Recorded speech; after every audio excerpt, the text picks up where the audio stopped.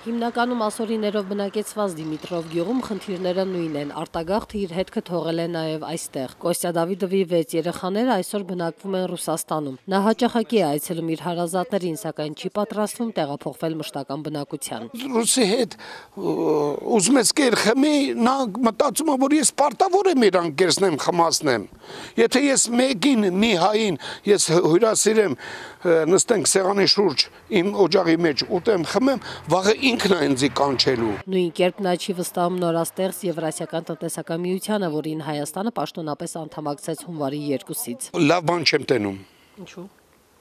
Չկա որևէ լավ բան։ Կոստյա Դավիդովի կինը հայուհի է։ Ամուսնական համատեղ կյանքում հասկացել են, որ հայ եւ ասորի ժողովուրդների միջև բազմաթիվ նմանություններ կան։ Տարբերությունը նա է, որ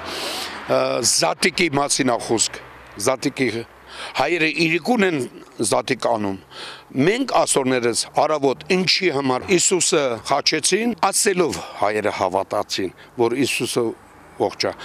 բայց մենք ասորները միջև չտեսան, որ ողջ է, նոր հավատացին զատիկ նշեցին։ Տիկին Գրետան չի տրտնջում, թեև դժվարությունները շատ են։ Այս տարի հրաժարվել են գազ օգտագործել, թանկ է։ Բակի ծառներից 2 հատ կտրել ենք, այդ բակի ծառները։ Մի հատ ծիրանի, մի հատ թութ։ Ծիրանը շատ բարձր քաղել չէր լինում, անհարմար ծառներ էին, թութն էլ խանգարում էր, խանգարող ծառեր։ Բերքատու չէր ինքը։ Որքան էլ ամուսինները փորձում են իրենց վաստակածով ապրել, սակայն խոստովանում են, որ եթե երեխաների օգնությունը չլինի, իրենք չեն կարողանա ծայրը ծայրին հասցնել։